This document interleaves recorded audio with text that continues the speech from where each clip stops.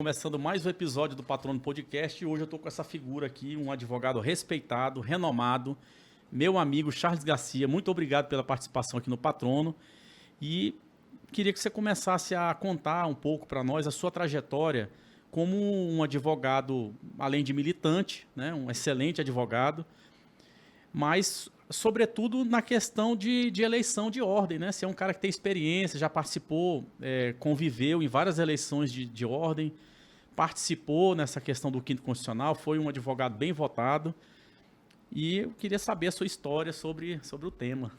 Primeiro eu quero te agradecer, né? Agradecer pela deferência do convite. Ressalto que você já me convidou há algum tempo, né? Verdade. Não tivemos a oportunidade de estarmos juntos, mas hoje finalmente estou aqui com você para falar de um tema aí tão agradável e ao mesmo tempo tão polêmico, não é? E vou trazer aqui um pouco da minha experiência. Em 2018, quando tinha 36 anos, concorri à vaga de desembargador, que é essa vaga que está em questão pelo quinto constitucional, e consegui sair como o terceiro colocado, né? E vinha de fato de uma figura pouco conhecida no meio da classe, ali muito trabalhando nos bastidores da advocacia, ali dentro dos fóruns, não é? De fato, aquela advocacia de balcão, sempre fiz isso, não é? É o que fala umbigo no balcão, né? Na verdade, os novos advogados não conhecem muito bem esse termo, porque eles estão acostumados com a advocacia moderna, que você está na frente do computador e tem o acesso ao processo digital, né? Na nossa época, a gente tinha que fazer carga no processo, né? Cheguei a acompanhar. Não sou tão velho assim, tá, Kennedy? Eu cheguei a acompanhar a tua trajetória, Charles, e eu via que você era um cara assim, é um cara muito atuante, mas naquele momento a gente podia participar muito mais da atuação dos colegas. Naquele momento era mais caloroso, processo físico, audiência mais presencial. E eu cheguei a observar você ali com várias audiências ali correndo na Justiça do Trabalho, né? A visão que eu tenho diz a doutora Juliana também. Mas assim, eu queria... Como foi a virada de chave de um advogado que já estava numa carreira consolidada, né? Como você falou, 36 anos, já com carteira de cliente, escritório consolidado. Como foi a virada de chave? Você acordou de manhã e falou, vou ser candidato. Como que foi? Alguém te convidou? Já tinha um clamor? Como que foi isso que Kennedy, aconteceu? é sempre um chamado, né? Não tinha clamor. De fato, eu participava de um grupo e esse grupo então sugeriu que meu nome fosse posto à prova e eu então me dispus e coloquei meu nome à prova e graças a Deus foi bem Votado, recebido o meu nome pela classe, né? Mas você falava sobre as corridas nos fóruns, enfim, era realmente, de fato, em 2018, essa forma de fazer campanha e também visitar os escritórios jurídicos. Então, eu sempre tive comigo naquela minha campanha que quanto mais mãos de advogados eu apertasse, mais chance eu teria de me sagrar, não é, ali vitorioso, estar entre os 6 mais votados. Na época ainda não tinha paridade, não é? Então, subiram 6 advogados para a lista sextupla. Mas o fato é, a gente tinha inúmeros advogados atuando na Justiça do Trabalho, inúmeros advogados no Juizado Especial, porque não havia audiência virtual, não é? Hoje os processos, eles têm essa natureza. Hoje em dia você não encontra muitos advogados nos fóruns como se encontrava em 2018. Então, hoje, a metodologia de trabalho, quando se fala de quinto constitucional, de contato com os colegas, ela mudou, né? Não é mais aquele contato físico que você falou há pouco, a menos que se vá aos escritórios jurídicos. E eu percebi nessa eleição, pelo que eu acompanhei nas redes sociais, que os advogados, os candidatos que se dispuseram a visitar os colegas, eles de fato tiveram um bom desempenho nas urnas. Tá aí, uma dica aí para você que quer concorrer, né? No ano que vem vai ter outro quinto, né? Outra confusão aí que tá acontecendo. Mas fica uma dica. Ou não, né? Ou não, Ou não, né? Cada eleição é uma eleição. É verdade. E na sua, Charles, teve uma polêmica, teve impugnações, foi tranquila? Na minha tiveram várias impugnações, inclusive a minha candidatura foi impugnada, né? Foi impugnada, mas assim, como falei anteriormente, cada eleição é eleição, cada processo é um processo. Então, conseguiu-se, de fato, fazer os julgamentos das impugnações até o pleito e depois não tiveram mais problemas, né? Então, o tribunal pôde seguir com a lista e fazer a escolha à época do desembargador Délcio, que chegou até a unanimidade, foi o primeiro colocado na classe e chegou até a unanimidade no tribunal, o que eu entendo como algo muito bom para a categoria quando você consegue, de fato, fazer com que a vontade da classe ela seja respeitada, né? Então, naquele momento, em 2018, naquela eleição que eu participei, o desembargador Délcio foi o mais votado na classe dos advogados e também chegou a ser unanimidade dentro do tribunal e foi escolhido pelo então governador Amazonino Mendes. Charles, a gente quando entra numa disputa dessa, lógico que você viu sua campanha se avolumar. Eu lembro da época como foi, né? Você pode-se dizer que você foi um fenômeno na época porque saiu de uma candidatura normal e ganhou uma proporção muito grande para aquela época lá. Você foi muito bem votado, sempre muito querido. Mas eu queria saber de você, qual é o teu sentimento que você tem quando você consegue passar na lista sêxtupla?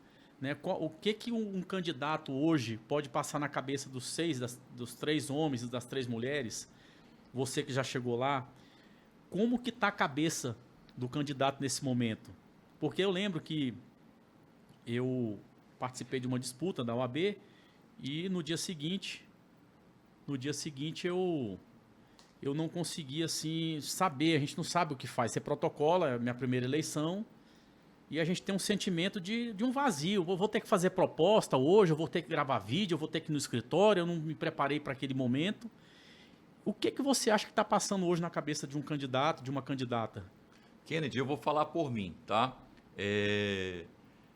Eu te falo que corre nas minhas veias um sangue voltado um pouco para a política. Então, quando foi sugerido pelo meu grupo que eu colocasse meu nome à disposição, eu assim o fiz com muito prazer, muita empolgação. Então, fiz questão de estar com o meu time ali escrevendo algumas propostas, enfim. E quando chegamos a estar, né, entre os 6 escolhidos, aquilo ali nada mais é do que uma consolidação do trabalho desempenhado ao longo da campanha. Essa campanha, dessa de 2026, ela tem uma peculiaridade, foram 10 meses de campanha, né? Então foi desgastante para os candidatos. Na minha foram 45 dias. Então foi, como se fala no jargão popular, um tiro curto. Eu consegui, de fato, me empenhar 45 dias e aconteceu aqui, o meu empenho, as visitas aos escritórios, os apertos de mão nos fóruns, resultou naquela votação, de fato, expressiva que eu tive. Até porque eu não vinha com um apoio forte de ninguém, não vinha com apoio da OAB, tá? Então, assim, o meu apoio era um apoio orgânico e aquilo ali acabou que ganhou um volume de campanha muito grande que refletiu no resultado. Quanto aos candidatos atuais, eu acredito que os 6 devem estar muito felizes e preocupados agora com a segunda fase, não é? Aquela primeira fase já acabou. A fase do voto a voto ali, a fase do visitar colegas, a fase do pedir votos, de colocar suas propostas, essa fase já acabou. Agora é uma nova fase do tribunal. E eu acredito que o tribunal pode se posicionar da forma, não é, que melhor lhe convir, mas respeitando a opinião da categoria. E assim, o sentimento que você acha que está na cabeça deles? Ele fica assim, eu vou falar com o desembargador, vou tentar despachar com um, vou tentar com outro, né? Essa questão, o que você Kennedy, pensa? eu vou te falar que, e aí voltando a falar sobre mim, eu concorri para o TRE antes de concorrer a desembargador, e o que eu fazia? Eu colocava meu currículo embaixo do braço e batia de gabinete em gabinete pedindo audiência com os desembargadores. Então, acredito que os 6 mais votados dessa eleição, os 6 que estão compondo a lista sexta, devem fazer isso. Não é? Já estão fazendo isso, acredito eu. Porque esse é o único caminho que se tem para alcançar os votos ali dentro do tribunal. Não vejo outro caminho. Não é? O caminho é mostrar para os desembargadores que são merecedores dos seus votos. Os desembargadores, cada um vão ter 3 votos. Então, cada candidato ali vai ter que, de fato, se apresentar e colocar as melhores impressões na mesa para que o desembargador possa dar o crédito de um voto, né, um dos 3 votos no candidato. campanha feita no fórum, pedido de voto no fórum trabalhista, no fórum tribunal, no fórum aqui, Enoque Reis. Você acha que existe uma diferença hoje, né? Lógico, entre aquela época sua e agora, né? Você acha que é uma campanha... Eu vejo, por exemplo, o Eugênio, né? Um candidato que ficou muito ali no fórum pedindo voto. Você acha que existe uma diferença de antes para agora? Naquela época você conseguia alcançar mais advogados, ou o costume da audiência online acabou meio que atrapalhando essa questão? Na verdade, você tem que entender de que forma que você vai alcançar o eleitor, não é? Aquela época, se alcançava o eleitor muito indo aos fóruns, não que agora não se alcance, tá? Só que numa proporção menor. Alcançava-se o eleitor indo aos fóruns, alcançava-se indo aos escritórios, que foi algo que eu fiz muito na minha eleição, não é? Só que agora existe algo a mais. E o algo a mais, ele está onde? Ele está na mídia social, não é? Na rede social do candidato. Então, ali o candidato, dentro da sua rede social, ele tem que colocar as propostas, tem que alcançar os advogados, não é? Afinal de contas, hoje nós temos mais de 20 mil advogados no estado do Amazonas. Então, de fato, você tem que alcançar o eleitorado. E como que se alcança? Eu só vejo essas formas. Através das redes sociais, através do aperto de mão, seja em fórum ou dentro dos escritórios jurídicos. Eu quero só fazer um destaque, claro, que eu aprendi que o advogado que é visitado, ele se sente muito importante. Então, o candidato que consegue alcançar e entender isso, ele sai na frente. Maravilha. Porque nós temos colegas advogados que possuem um escritório, advogam ali sozinho, como temos escritórios grandes com 50, 40, 60 advogados. Então, quando um candidato vai até esse escritório pequeno e vai apertar a mão do advogado, esse advogado se sente muito prestigiado. Então, funciona. Ainda é algo muito relevante e que os candidatos fizeram, pelo que eu vi ali, não é? Eu acompanhei pelas redes sociais, fizeram bem. E na próxima eleição, como você falou, já é uma dica para quem vier candidato para que faça na próxima eleição. E como é que era a sua agenda? De manhã, visita, passava ali no fórum. Como é que era dividido o dia do candidato Charles naquela época? Kennedy, a gente tentava fazer no dia anterior um roteiro, não é? Para a gente não se perder. Mas eu nunca deixava de, às 7 da manhã, começar a fazer visita nos escritórios. E eu caía para os fóruns às 9h30, 10 horas. Então, assim, sempre tentava almoçar com alguns colegas advogados e isso era a minha rotina diária até 7 da noite, não é? Então, assim, consegui alcançar, consegui ganhar visibilidade exatamente por isso, por estar sempre presente e, se possível, em todos os lugares ali, em todos os fóruns que a minha agenda comportasse e também nos escritórios jurídicos. Você acredita, Charles, que um advogado, a gente tem na política pessoas que saem do nada ali hoje, principalmente com o advento da rede social, né? Não que esse tipo de política se aplique na nossa classe, mas ele faz ali determinados vídeos, constrói uma audiência, um engajamento, isso estou falando da política comum. E ele chega no poder através do voto, né? O povo acredita naquele personagem, naquele candidato e acaba, né, ali depositando um voto de confiança. E isso pode acontecer hoje, né, na classe por meio de uma presença digital, né? A classe pode cair na graça a um determinado candidato. Mas a nossa classe também tem que entender que existem as duas outras fases, né? Que é a fase... Pergunta que eu te faço. Uma pessoa normal, um advogado que se revelou ali com bastante ideias na rede social, ele tem possibilidade de chegar no poder ou é um cargo que detém ali um pouco de um rigor, você tem que ter um certo conhecimento nas outras áreas, ou você acha que ele pode alcançar aquele advogado comum do fórum ali do dia a dia que pretende, que sonha chegar na vaga do quinto constitucional? Eu acho que você está falando aí dos candidatos fenômenos, né? Quase que todas as eleições aparecem aqueles fenômenos que de fato são desconhecidos e alcançam, né, um número vultuoso de votos. E eu acho que são coisas distintas, tá? Mas, respondendo a tua pergunta, eu acredito que um advogado consegue sim alcançar não o poder pelo poder, mas consegue alcançar o cargo, tá? Se trabalhado de forma corretamente.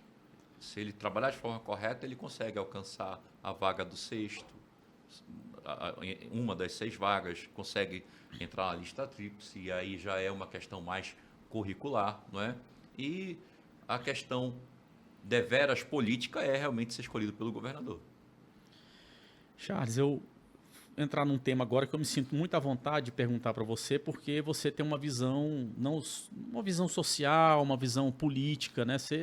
Sua família é uma família engajada na política, você certamente já passou por várias eleições, além de participar de forma direta, trabalhou muito na questão como advogado, e eu me sinto muito à vontade de perguntar isso para você, e de uma forma técnica, tá?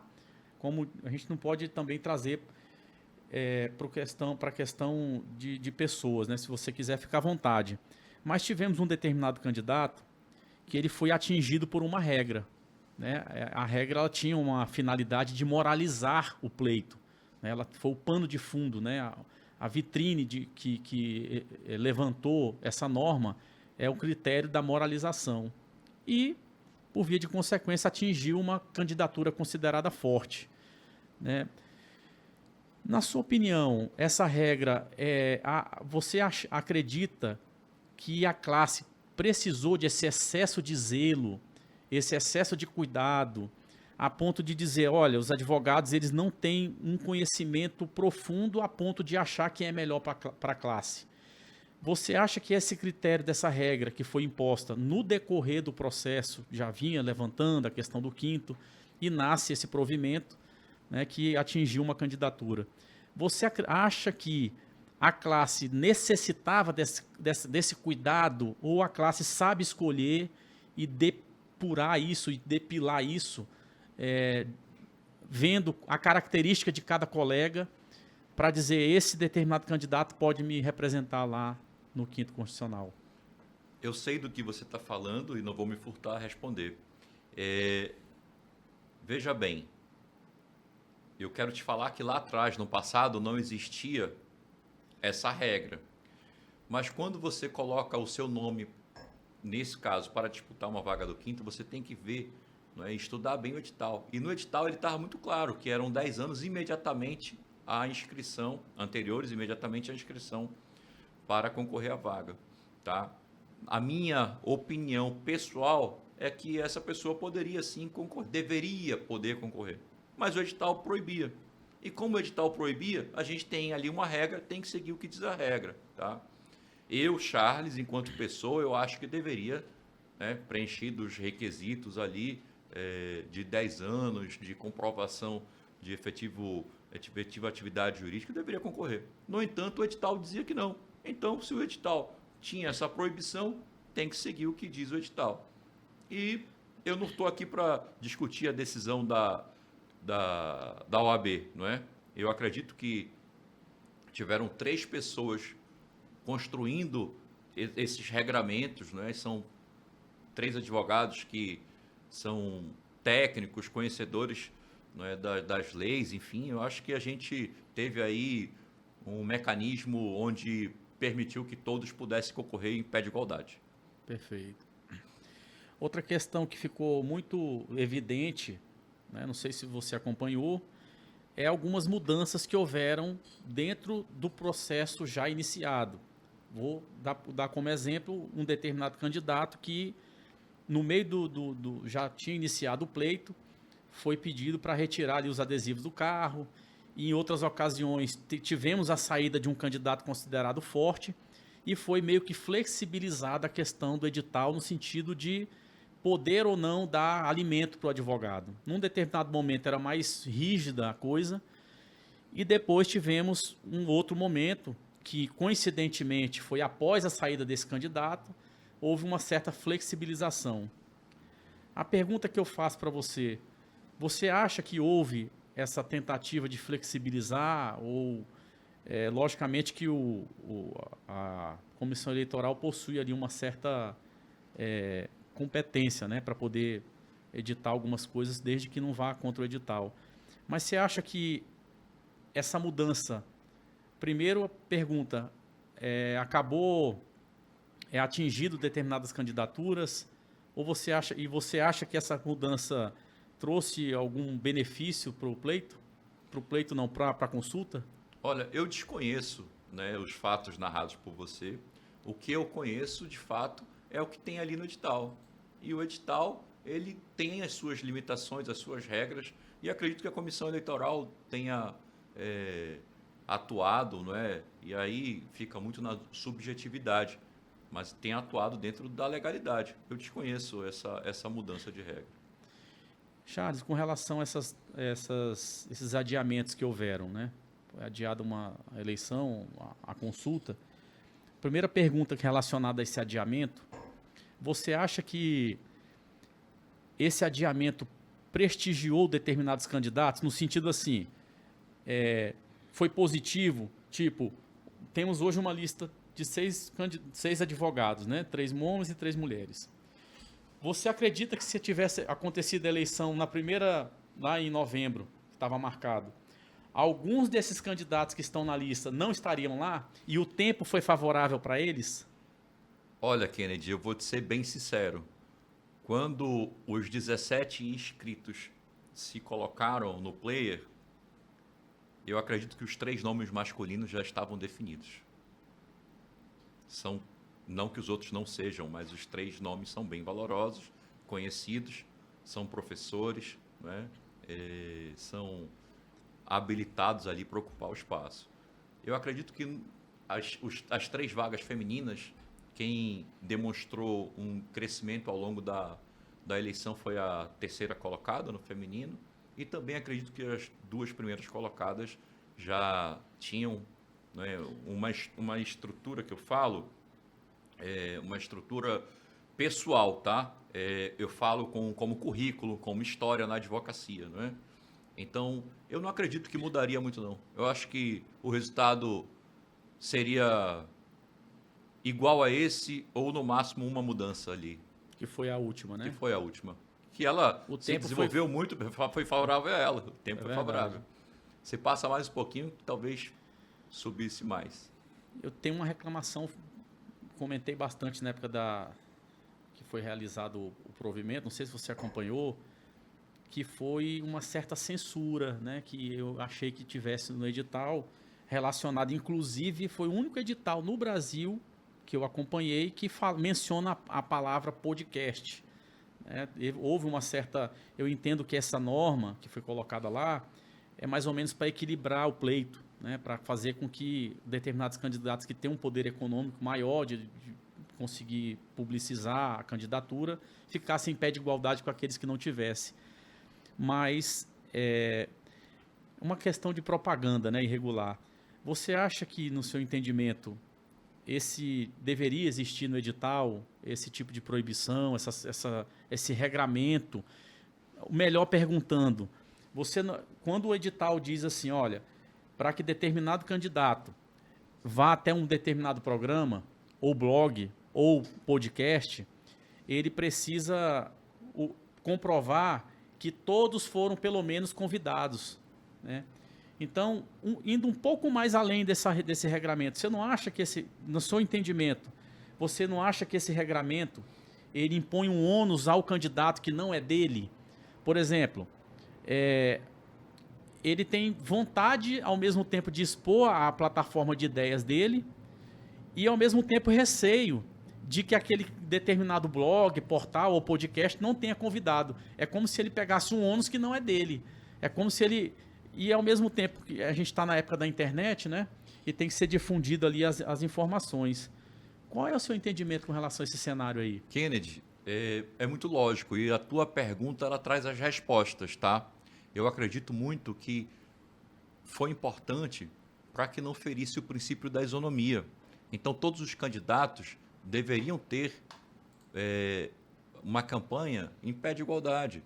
Imagina só, hipoteticamente aqui, um advogado que é advogado do sindicato das empresas de jornais ou de portais, tá? E que mantém a relação com todos os portais daqui do Amazonas. Vamos supor que ele fosse candidato. É claro que ele sairia na frente, não é? Ou seja, seria convidado pelos portais, teria matérias positivas nos portais. Então, eu acredito que é salutar o que foi colocado no edital para que, de fato, conseguisse prestigiar todos os candidatos em pé de igualdade. Então, o princípio da isonomia ele foi resguardado nisso daí. A segunda parte da pergunta é... Não, acho que já respondeu. É a questão da... É isso mesmo, de colocar em pé de igualdade. Eu lembrei agora há pouco. Lembrei agora. Você falou sobre a internet. Veja só. Cada candidato, e isso daí ele pôde fazer, cada candidato tinha, não é, a sua rede social. E hoje em dia, diferente de antigamente, você tinha que ter um espaço na Globo, no SBT, hoje em dia não. Hoje em dia, cada candidato faz a sua, né, a sua marca, a sua rede social, faz o que quer na sua rede social. Eu sei que as vedações é que não poderia patrocinar, terceiros não poderiam patrocinar e fazer collab. Então, assim, organicamente você consegue alcançar. Tinha candidatos aí com 3 mil seguidores que passaram a ter 10 mil seguidores durante a campanha. Assim como tinha candidatos com mais de 50 mil seguidores. Então, assim, eu acho que a regra ela foi bem posta, tá? Respondendo a tua pergunta, e cada candidato poderia usar a sua rede social. Charles, para finalizar nosso bate-papo, não sei se você tem outra coisa para colocar, mas... Eu quero reclamar, viu? Achei muito rápido o nosso bate-papo. O que você espera sobre agora? Vamos ter na próxima ano que vem, um próximo quinto, provavelmente, e eleição para presidente da OAB. Qual o cenário que você vislumbra, olhando para 2026 e projetando 2027? Eu vou inverter grupos se formaram, grupos se fragmentaram. Eu vou inverter a pauta e falar sobre a presidência da OAB, tá? Eu acredito que quem colocar seu nome à disposição da categoria tem que ter um pensamento de unidade. Tem que pensar em unificar, não é? Porque a OAB, de fato, ela sempre teve uma oposição relativamente forte, mas eu acho que tem que pensar em unificar para o bem do advogado.